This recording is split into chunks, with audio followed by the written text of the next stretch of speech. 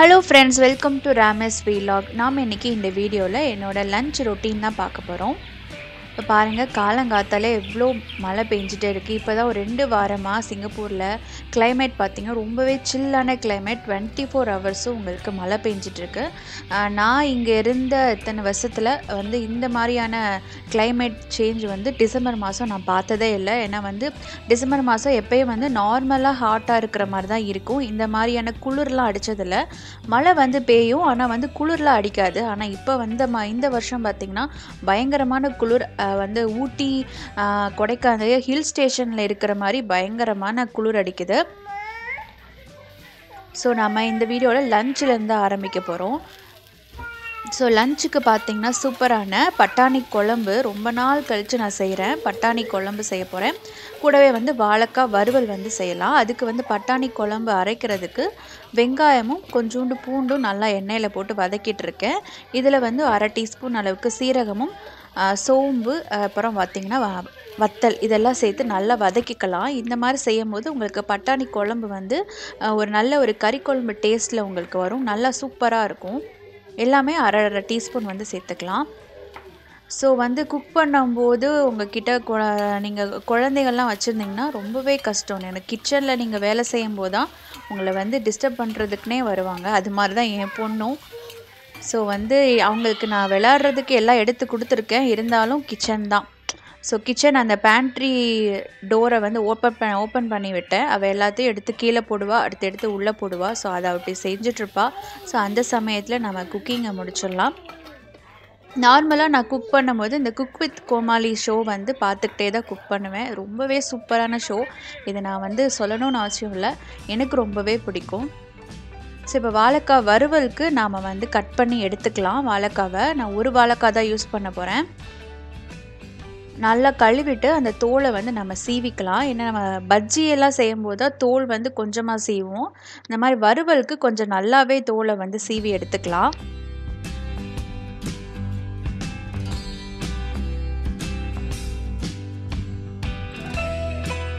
இப்போ இதை வாழைக்காவை 2ஆக கட் பண்ணிவிட்டு சின்ன சின்ன ஸ்லைஸாக ஒரே ஈக்குவல் ஸ்லைஸாக கட் பண்ணிக்கோங்க.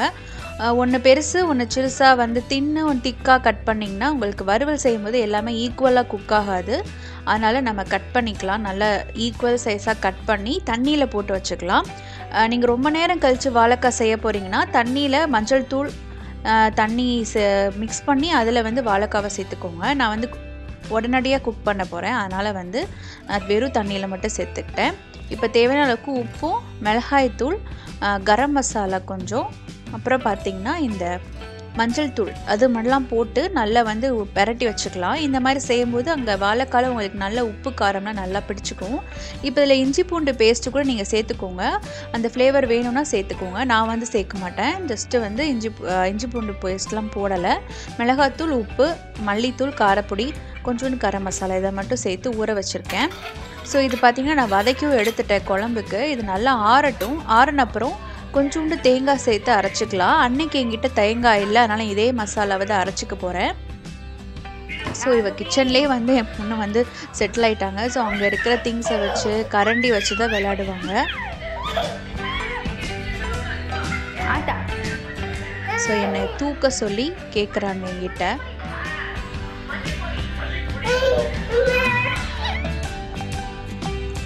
ஸோ அவளை ஒரு தடவையாக நான் சமாதானம் படுத்திட்டேன். இப்போ வந்து குழம்புக்கு செய்ய போகிறேன். குழம்புக்கு பார்த்திங்கன்னா தாளிக்கிறதுக்கு நான் வந்து கொஞ்சோண்டு எண்ணெய் சேர்த்து கொஞ்சோண்டு கடுகு உளுந்த பருப்பு சேர்த்துக்கோங்க. கடுகெல்லாம் நல்லா வெடிக்கட்டும். நல்லா வெடித்த பிறகு நம்ம வந்து வெங்காயம் சேர்த்துக்கலாம். கருவேப்பிலை வெங்காயம் 2மே சேர்த்துக்கோங்க. ஸோ அந்த குழம்பு மசாலாவை கொஞ்சோண்டு தேங்காய் சேர்த்து அரைச்சி வச்சுக்கோங்க. நான் ஏற்கனவே பட்டாணியை வந்து நல்லா வேக வச்சு எடுத்து வச்சுக்கிட்டேன். பட்டாணியும் 2-3 உருளைக்கிழங்கும் போட்டு வேக வச்சுருக்கேன். இப்போ இந்த வெங்காயம் வதங்கின பிறகு குழம்பு மசாலா பவுடர் வந்து சேர்த்துக்கலாம். நான் 1/2 டீஸ்பூன் வந்து சேர்த்துக்கிறேன். உங்கள்கிட்ட இல்லாட்டி நீங்கள் மல்லித்தூளும் மிளகாய்த்தூளும் 2ஐயும் மிக்ஸ் பண்ணி சேர்த்துக்கோங்க. உங்கள் காரத்துக்கு ஏற்ப நீங்கள் சேர்த்துக்கோங்க. இப்போ இந்த மசாலா நல்லா வதங்கின பிறகு நம்ம ஏற்கனவே அரைச்சி வச்சுருக்கிற அந்த வெங்காய பேஸ்ட்டை வந்து சேர்த்துக்கலாம். வெங்காய பேஸ்ட்டை வந்து நான் கொஞ்சம் நேரம் வதக்கின பிறகு தேவையான அளவுக்கு தண்ணி சேர்த்துக்கோங்க.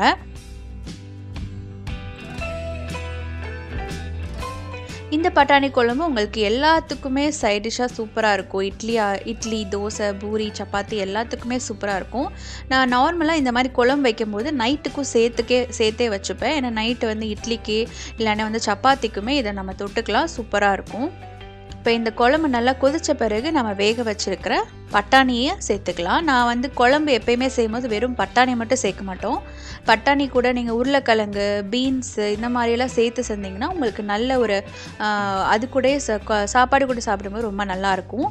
நார்மலாக உங்கள் வீட்டில் குழந்தைகள்லாம் இருக்கும்போது இந்த மாதிரி குழம்பு செய்யும்போது உருளைக்கிழங்கும் கேரட்டும் மிக்ஸ் பண்ணி சேர்த்து குழம்பு செஞ்சுருங்க. அப்போனா உங்களுக்கு கிழங்கு எடுத்து கொடுத்து ஊட்டுறதுக்கு ரொம்பவே ஈஸியாக இருக்கும். இப்போ வந்து நான் வந்து வாழைக்காய் வறுவலுக்கு செய்ய போகிறேன். வறுவலுக்கு ஒரு இரும்பு கடாய் வச்சுக்கிட்டேன். வறுவல்னால் இரும்பு கடாயில் செஞ்சால் ரொம்ப நல்லாயிருக்கும். அதில் கொஞ்சோண்டு எண்ணெய், கடுகு, உளுந்த பருப்பு, சீரகம் சேர்த்துருக்கேன். வெங்காயம் வந்து சேர்க்கணும்னு தேவையில்லை. அந்த குழம்புக்கு வதக்கிறதுக்கு கொஞ்சோண்டு வெங்காயம் இருந்தது, அதையே நான் இதில் சேர்த்துக்கிட்டேன். ஆனால் நார்மலாக வெங்காயம் சேர்க்காமே செய்யலாம். அதெல்லாம் வதங்கின பிறகு நம்ம ஊற வச்சுருக்கிற வாழைக்காவை சேர்த்துக்கலாம். இது ரொம்பவே ஸ்லோவாக தான் நீங்கள் குக் பண்ணணும். கொஞ்சம் எண்ணெய் கொஞ்சம் சேர்த்து ஊற்றிட்டு நல்லா ஸ்லோவாக எல்லா பக்கமும் நல்லா ஈக்குவலாக குக் ஆகிற மாதிரி நல்லா வதக்கிக்கோங்க. இதில் வந்து பெருங்காயத்தூள் வந்து கொஞ்சோண்டு சேர்த்துக்கிறேன்.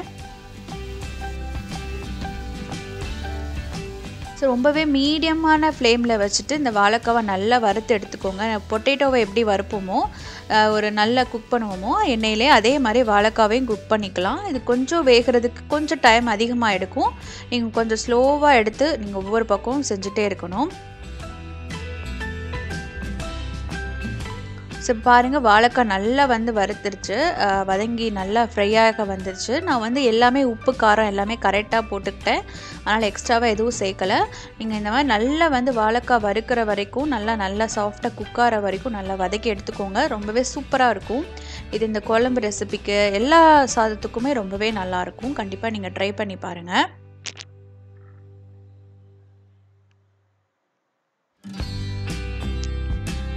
ஸோ நம்மளோட பட்டாணி குழம்பும் ரொம்ப சூப்பராக ரெடி ஆகிடுச்சு.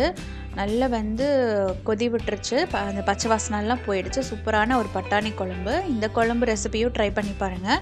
இந்த வீடியோ உங்களுக்கு பிடிச்சிருக்கும் நான் நம்புகிறேன். பிடிச்சிருந்தா சேனலை மறக்காமல் சப்ஸ்கிரைப் பண்ணிக்கோங்க. லைக் பண்ணுங்கள், கமெண்ட் பண்ணுங்கள், ஷேர் பண்ணுங்கள். நம்ம நெக்ஸ்ட் ஒரு சூப்பரான வீடியோவில் சந்திக்கலாம். தேங்க்யூ ஃபார் வாட்சிங்.